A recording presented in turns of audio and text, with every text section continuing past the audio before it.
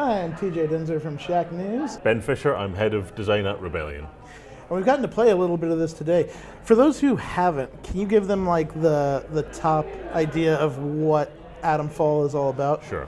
Atomfall is a survival action game set in a nuclear quarantine zone in 1960s England.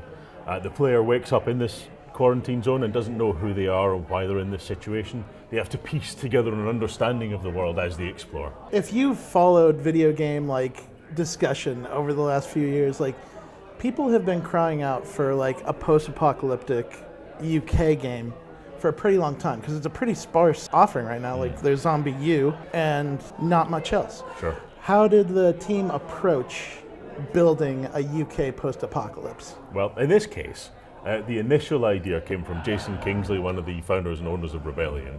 He observed that there are lots of different like nuclear disaster-based games in these kind of irradiated quarantine zones, but none based around the world's first major nuclear disaster, which was the Windscale fire.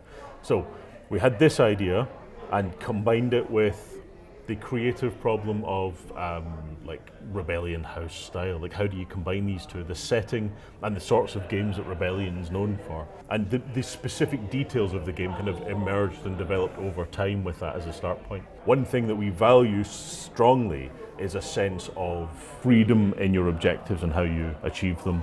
So we set ourselves the challenge of making the whole game feel like one giant interconnected mission that you can explore and do as you see fit to try and escape this quarantine zone.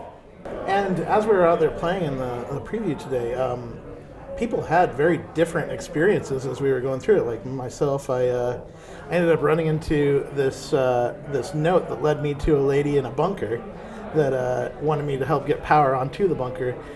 My buddies didn't even find that lady, but they told me about a manor that there was a lady that was acting as if it was still like staffed by servants and such. Yeah. And building this sort of choose your own way thing it feels like it's a huge part of Rebellion. We've seen so much of that in the Sniper series. Yeah. And how did you take lessons from like previous games and adapt it to the style here? Yeah, I mean, you've observed very accurately there, like Sniper Elite was a big influence on ourselves on how to do this sort of thing. An earlier version of the game had a more traditional quest system, but we thought that for the Rebellion creative DNA, it was a little bit too guiding. It felt like you were picking up the pieces of someone else's adventure from some perspective. So we set ourselves the goal of what happens if we make it as open as possible?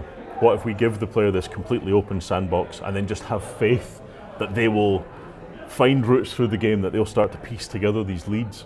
And there's no guarantee that every player will find everything, and different people will have wildly different routes through the game. And from our perspective, that's fine. As you uncover leads in the game world, you'll develop an understanding of what happened, but the order that you find them might influence your perspective on them. Each of the situations you find doesn't have like a main path and side paths. There's not a good ending and a bad ending, anything like that. Everything is a kind of murky situation, and you can push it to some kind of conclusion, but there's no guarantee that that conclusion will be better for everyone, if that makes sense. All of the narrative threads feed together into some giant story, into one interconnected narrative that leads back to the Windscale plant and some way to get out of the situation.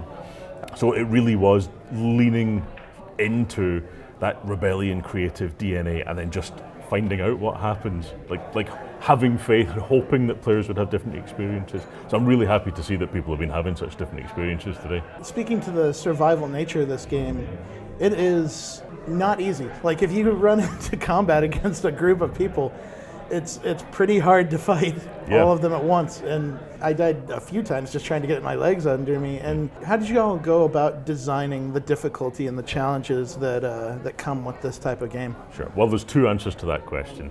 The first answer is that we want the player to take their time and observe and choose when to act. If combat's too easy, that encourages you to get into that groove and have like a run and gun experience. And that is great fun, but it's a different experience to the one that we were aiming for. We wanted you to have to tackle the game world and really think about your place in it. And by cranking up the difficulty of survival, we found that encourages the player to play in that kind of guarded fashion. But the second answer to that is that when you start playing the game, you do get to choose your play style. So there's a balance between the difficulty of survival in the environment and what materials you can find, there's combat difficulty, and then there's the amount of guidance you get through the game towards the overall objective. You can choose the balance between those that is the best fit for you. We recommend you play it with all of them as challenging because it brings out the best flavors in the game, but it is up to the player. I happen to notice that like there isn't really a traditional leveling system in this game, but as I was exploring, I found a book that opened up an entire line of new skills for me to check out that were in stealth. How did you decide what you wanted to do with like sort of the perk and skill system of this game? Yeah, we talked about a lot of different models for the perks, the sort of skill system and the manuals that you find to unlock them. We wanted to make sure the player engaged with exploration, with following leads that might find you these things, also bartering with traders that might have these manuals. So putting the skills into that part of the game economy meant that we could guarantee you would interact with different parts of the game world and find your own route through. And then the skills themselves, we wanted to make sure that the player could give themselves a little bit of an edge, but not become hugely overpowered by the end of the game. We wanted you to always be aware of your survival and for the situation to be desperate. So you can help yourself push harder into the game by unlocking some skills and gathering some resources, but we wanted it to always be a little bit challenging in your whole way through the game. As we look at this game, like it's going to be almost impossible for people to not look at it and see like, oh, this is kind of like Fallout.